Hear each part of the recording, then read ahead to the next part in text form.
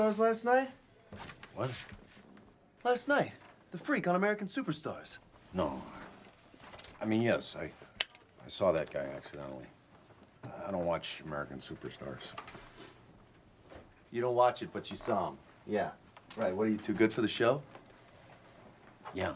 I'm too good for a karaoke contest that makes stars out of people with no talent.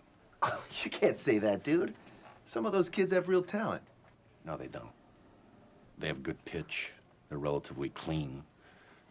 They're non-threatening to little girls and old ladies. They have the ability to stand in line with a stadium full of other desperate and confused people. But I assure you, they are talent-free. Yeah, well, I bet 32 million people would disagree with you, bro. Because that's how many people called in to vote last year on the finale. I wish I was a super genius inventor and could come up with a way to make a telephone into an explosive device that was triggered by the American Superstars voting number. The battery could explode and leave a mark on the face so I could know who to avoid talking to before they even talked. And I could look and say, no, you're not going to be saying anything that's going to add any value to my life. Yeah, but it's funny. I mean, you gotta admit that. Stephen Clark, that's funny shit, Frank. It's not nice to laugh at someone who's not all there. It's the same type of freak show distraction that comes along every time a mighty empire starts collapsing. American Superstars is the new Coliseum. And I won't participate in watching a show where the weak are torn apart every week for our entertainment. I'm done, really. Everything is so cruel now. I just want it all to stop. Feel sorry for Jennifer Aniston? No, I know it's tragic. You know, and I don't care how many foreigners she adopts. I do not like Angelina Jolie either. I know. I mean, nobody talks about anything anymore. They just regurgitate everything they see on TV or hear on the radio or watch on the web. When was the last time you had a real conversation with someone without somebody texting or looking at a screen or a monitor over your head? You know, a conversation about something that wasn't celebrities, gossip, sports, or pop politics.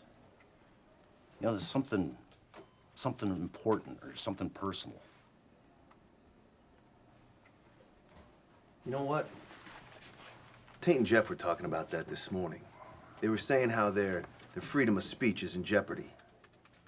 Well, you don't listen to them either? No, I don't. What are you, more of a KT in a snake pit type of guy? Because those guys are pussies, Frank. All right? And they stole everything they got from Tate and Jeff. I really don't like any of them. How can you say that, bro? So maybe they're not politically correct, but it's funny, Frank. Well, seeing how as I'm not afraid of foreigners or people with vaginas, I guess I'm just not their target audience. You don't get it. If you got it, you wouldn't be so offended. Oh, I get it, and I am offended. Not because I got a problem with bitter, predictable, whiny millionaire disc jockeys complaining about celebrities or how tough their life is, while I live in an apartment with paper-thin walls next to a couple of Neanderthals who, instead of a baby, decided to give birth to some kind of nocturnal civil defense air raid siren that goes off every fucking night like it's Pearl Harbor. I'm not offended that they act like it's my responsibility to protect their rights to pick on the weak like pack animals. Or that we're supposed to support their freedom of speech when they don't give a fuck about yours or mine. So you're against freedom of speech now? That's in the Bill of Rights, man.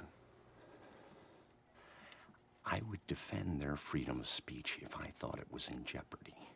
I would defend their freedom of speech to tell uninspired, bigoted, blowjob, gay-bashing, racist, and rape jokes, all under the guise of being edgy. But that's not the edge. That's what sells. They couldn't possibly pander any harder or be more commercially mainstream, because this is the "oh no, you didn't say that" generation, where a shocking comment has more weight than the truth. No one has any shame anymore, and we're supposed to celebrate it. I saw a woman throw a used tampon at another woman last night on network television, a network that bills itself as today's woman's channel. Kids beat each other blind and post it on YouTube. I mean, do you remember when eating rats and maggots on Survivor was shocking? It all seems so quaint now. I'm sure the girls from Two Girls, One Cup are going to have their own dating show on VH1 any day now. I mean, why have a civilization anymore if we no longer are interested in being civilized? Frank? Can I see you in my office? Yeah, sure.